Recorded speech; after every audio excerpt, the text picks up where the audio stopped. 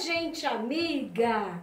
Hoje eu tenho uma novidade boa demais.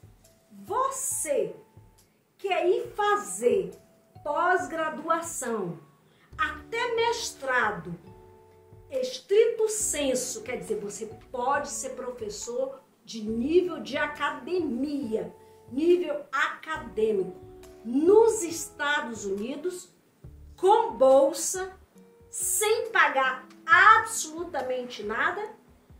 Quer saber os detalhes disso? Vem comigo, vem!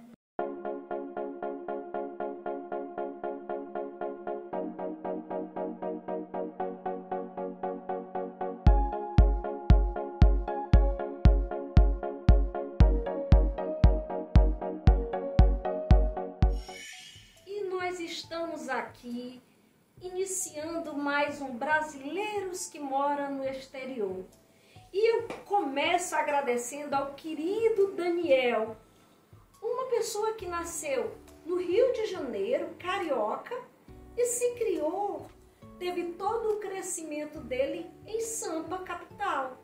Daniel, muito obrigado pela sua gentileza e generosidade em participar do nosso quadro.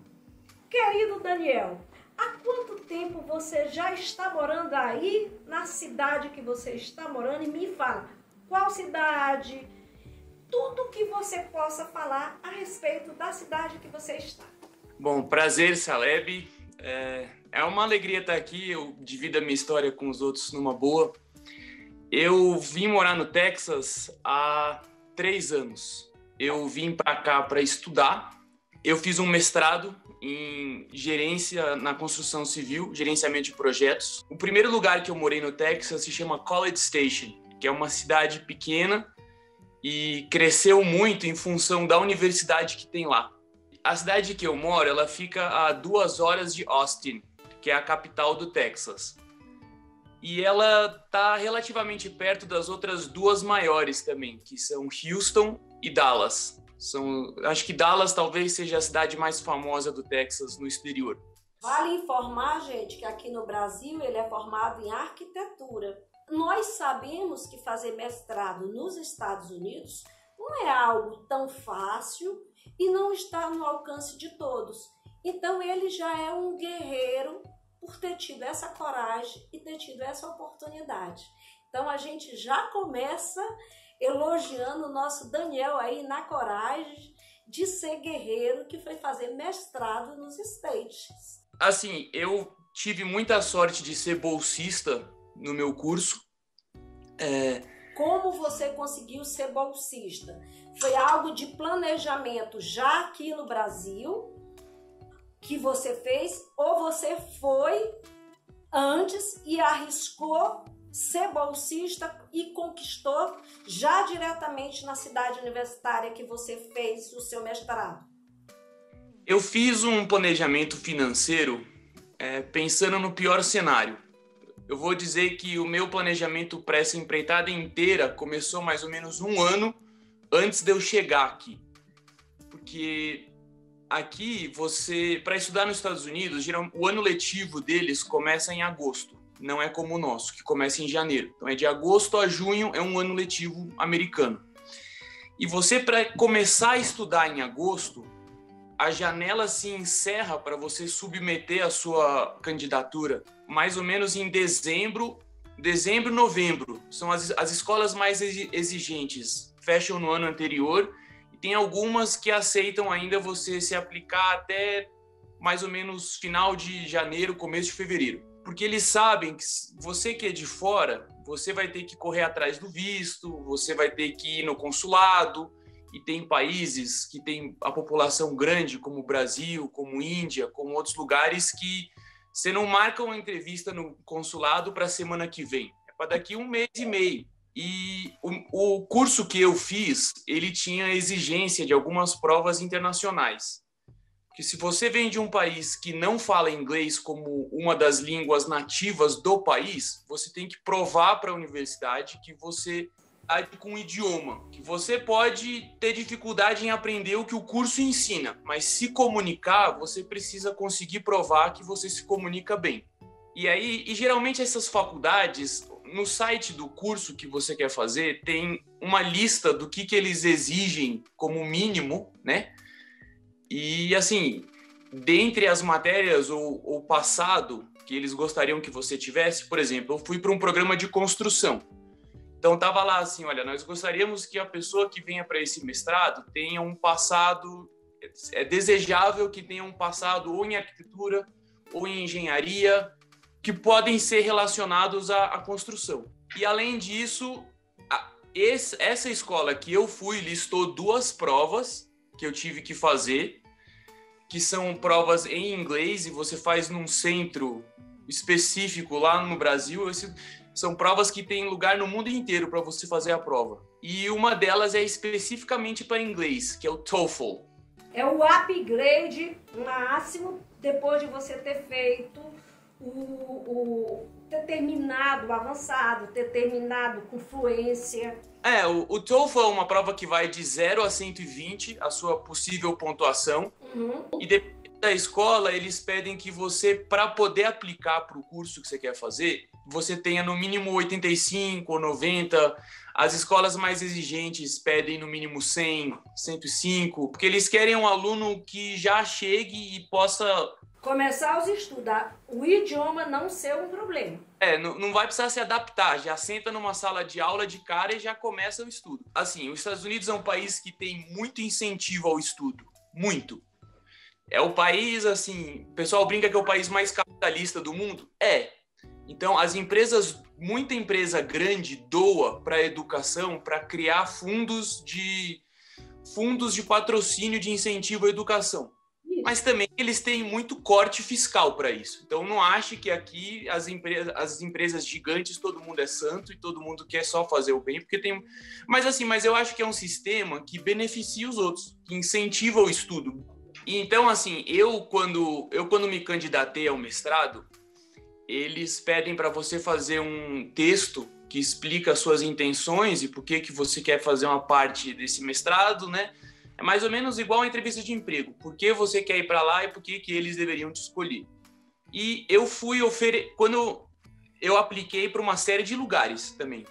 Eu acho que a pessoa que quiser estudar fora, a pessoa que tem a intenção de estudar fora, você tem que aplicar para um monte de lugar e os que te aceitarem, você começa a pensar depois. Tá, uma pessoa que não tenha muito recurso no Brasil consegue fazer um curso nos Estados Unidos sendo bolsista integral o curso inteiro. Uma coisa que não é incomum é você se candidatar e no ato deles aceitarem a sua matrícula, eles te oferecem uma bolsa para o primeiro ano. E isso foi até uma coisa que eu entendi quando eu cheguei aqui. Na época, eu fui aceito em 2 escolas aqui, das 5 que eu apliquei. As 2 me ofereceram condições de bolsa e eu fiquei muito feliz. Com certeza, aplauso para o seu êxito. Você com certeza trabalhou anos para esse objetivo. Embora você tenha feito planejamento financeiro em 1 ano, o sonho já vinha sendo acalentado há quantos anos? Quando foi que o Daniel pensou a primeira vez, eu vou me especializar e estudar fora? Não vou só me especializar, não, vou fazer mestrado.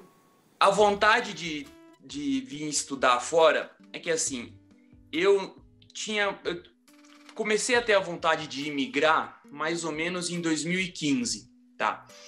Eu trabalhei com arquitetura e com construção no Brasil por muito tempo. E, assim, o Brasil passou por um momento que foi difícil em 2013, 2014, foi quando quando começou uma recessão, certo? E, assim, as coisas que mais foram impactadas foi construção, né, o mercado imobiliário e automóveis. Eu empreendi, inclusive, nessa época. Em 2014, acabou que a empresa que eu estava encolheu muito, demitiu muita gente. Eu também acabei sendo demitido. Então, eu empreendi, eu comecei a trabalhar no Brasil, eu abri um escritório com um amigo. Assim, eu fiz parte da empresa até final de 2016, começo de 2017, porque eu estava insatisfeito com algumas coisas. Então, eu comecei a olhar, assim, quais são possíveis caminhos para eu morar no exterior, sabe? Eu comecei a pensar, comecei a pesquisar e ver assim. E aí eu vi que um dos caminhos possíveis para você imigrar para os Estados Unidos é você vem estudar nos Estados Unidos em um curso de nível superior, seja o bacharel, seja o mestrado ou o doutorado. Você, quando investe nos Estados Unidos e você assim, adquiriu educação de ensino superior nos Estados Unidos, o governo tem um programa aqui que ele te permite trabalhar por até 12 meses, dependendo dos casos de alguns cursos, até 36 meses, sem precisar de um novo visto. O que é muito bom para você e para o empregador também. O empregador, às vezes, quer uma pessoa para um projeto, para uma função que seja 2 anos ou 1 ano e meio, e depois avaliar se quer te contratar em definitivo ou não. E um dos caminhos é esse. Você vem no visto F1, que é um visto de estudante, e você pode trabalhar. Às vezes, se você der sorte, você consegue até recuperar o que você investiu em dólares, o que você investiu no ensino daqui. E se você gostar e o empregador gostar de você, pode acontecer o que eles chamam de sponsor, que é um empregador que te patrocina uma transição de visto para um visto de trabalho. Esse sim, um visto que pode virar um green card. Porque tem visto que não vira green card de jeito nenhum. Os Estados Unidos é um país de muita oportunidade, é um país que é flexível culturalmente em muita coisa. Até os Estados Unidos é um país bem liberal, sabe? É bem tranquilo. Não é um país assim que o pessoal é fechado ou que o pessoal é restritivo em muita coisa. Mas os Estados Unidos tem um processo de imigração que é cansativo. Ele é muito específico em muita coisa e muito claro em muita coisa no que você pode e o que você não pode fazer. Então, eu penso que, assim, a pessoa sentar e se planejar e falar assim, eu quero isso, eu quero ir trabalhar por um tempo, é mais fácil. Se você quer vir trabalhar temporariamente, ficar 3 anos e ir embora, ou 2 anos, é mais fácil. Agora, se você tem o desejo de imigrar para os Estados Unidos, eu tinha o desejo de imigrar. Eu tinha o desejo de ser um cidadão do mundo, para falar a verdade, porque eu apliquei para o Canadá também, não só para os Estados Unidos. Eu pensei assim, cara, tem pessoas que vivem a vida inteira numa mesma cidade e conheceu, assim, viajou às vezes pelo mundo, mas eu penso que outros lugares têm uma cultura diferente, sabe? Tem hábitos diferentes. Você aprende coisa nova, você vê... Assim, o mundo é tão grande, tão plural, tem tanta coisa para você explorar. E eu pensei, eu quero imigrar, eu quero ir morar fora, eu quero passar pelo menos uns 10 anos num outro mercado, aprender a construção de lá, ver se alguma coisa que eu aprendi lá eu consigo levar para o Brasil, as empresas não estão fazendo no Brasil e levar para o Brasil. Né? Conhecer nunca é demais. Mas, assim, eu acho que tem gente que tem, às vezes, uma prepotência de achar que vai dar a volta no sistema. Olha, esses caras estão há 150 anos trabalhando nesse sistema e você não vai dar a volta nele. Eu sempre incentivo as pessoas assim, e mudar, e querer ver uma coisa nova, e crescer intelectualmente, crescer espiritualmente, conhecer um país novo, uma cultura diferente, mas faça o caminho certo, sabe? Faz por um caminho que há um futuro para você. Porque a maioria dos países hoje você entra, você às vezes consegue um visto de turista, ou um visto de... Hoje em dia, os caras pega a sua digital no negócio. Então, se você achar que...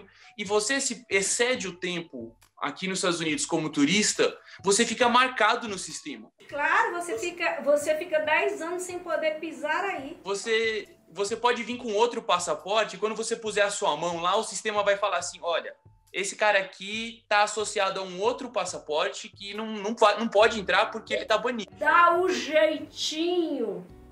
Num país desenvolvido, não existe mais tecnologia, gente, de ponta. Vale do Silício é lá.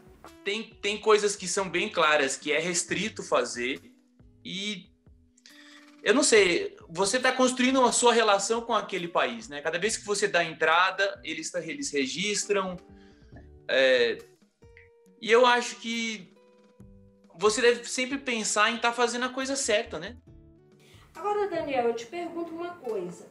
Além de estudar, você consegue trabalhar ou você está só estudando? Eu hoje estou trabalhando. Pouco depois de me formar, eu procurei muita empresa para tentar trabalhar. Eu fiz uma lista de empresas que eu tinha interesse em trabalhar. Eu entrei para uma dessas empresas. Então, hoje, eu estou com um empregador que é muito legal e esse empregador topou fazer essa transição. Mas também, voltando ao conceito de planejamento, eu fui atrás de empresas que são empresas que sabidamente eram empresas que contratam pessoas de fora dos Estados Unidos, ou são empresas que estão dispostas a fazê-lo e você discute isso no ato da contratação. Sabe? Porque senão, se você tem uma meta de trabalhar por um tempo e não faz questão de morar nos Estados Unidos, você pode se candidatar para praticamente qualquer lugar. Isso. Mas, no meu caso, eu tinha o interesse de ir além, de ficar nesse mercado pelo menos uns 10 anos.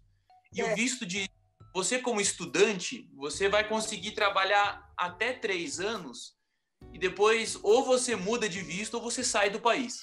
Daniel, tem alguma coisa que eu não perguntei para você e que eu deveria ter perguntado porque era importante você falar?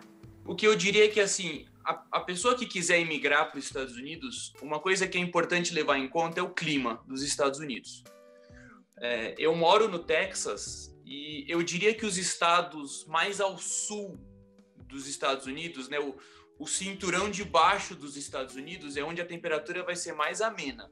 E se você olhar nas costas, também as costas leste e oeste dos Estados Unidos, eu diria que tem lugares que a temperatura é amena, mas tem lugares que fica muito frio também. Outra coisa para levar em conta, o custo de vida nos estados mais centrais nos Estados Unidos, e eu incluo o Texas nisso, né? Os Estados Unidos, se você olhar ali mais ou menos como um retângulo, o que está mais no meio, o custo de vida é mais baixo.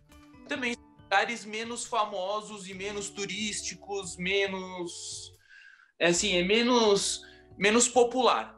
E daí, desse centrão, que a gente sabe que fica num custo mais, vamos dizer, mais compatível, e que você disse que você fez essa escolha. O que teria de turismo aí para quem quer só fazer turismo nessa região? Aqui no centro dos Estados Unidos, eu estou inclusive hoje no Colorado. Eu vim viajar com a minha família. E o Colorado, não sei se vocês conseguem ver atrás, tá nevando. Ai, que lindo! Tá lindo! Tá vendo, sim! Tá muito lindo. Os Estados Unidos tá nevando em tudo quanto é lugar, né? Nova York tá impossível. Mas aí tá lindo! Que visão o americano linda. que cresceu com neve, ele se adapta facilmente. Para o brasileiro, que a temperatura mais fria que vive é, 5 ou 6 graus Celsius, vai sofrer se escolher um estado que neva muito. Eu acho que o fator clima é um fator a ser levado muito a sério. Para você fazer uma empreitada dessa, você iniciou com quanto em dólares no primeiro ano? Eu, quando cheguei aqui nos Estados Unidos, eu tinha mais ou menos 25 mil dólares. E foi suficiente para você fazer tudo o que havia planejado? Os meus 2 primeiros anos aqui foram anos muito frugais, muito.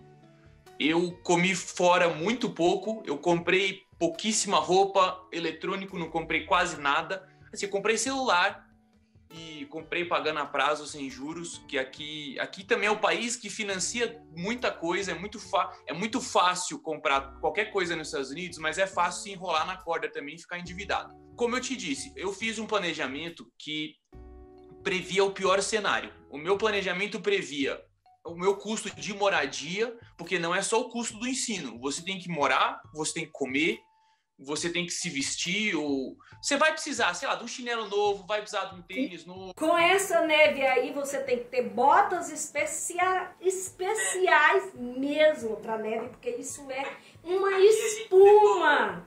Aqui a gente pegou roupa emprestada para essa viagem aqui, porque no Texas não neva desse jeito. Então, você Se conseguir fazer amigos, gente que tenha esses itens que você pode usar por um tempo e devolver, é melhor.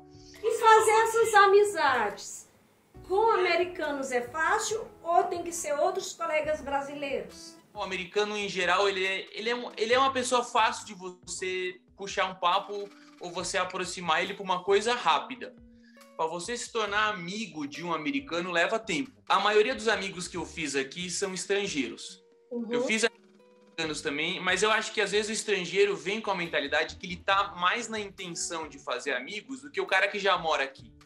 Então eu vou dar um desconto também para a pessoa que mora aqui, porque essa é a cultura dele, sabe? Ele, às vezes... E a pessoa tem o direito de não ter tanto interesse em conhecer alguém de fora, né? Gente, muito obrigada por esse rapaz maravilhoso chamado Daniel. E agora eu vou fazer os nossos beijinhos coloridos, beijinhos coloridos. Colorful kisses, colorful kisses. Oh, beijinhos coloridos, gente.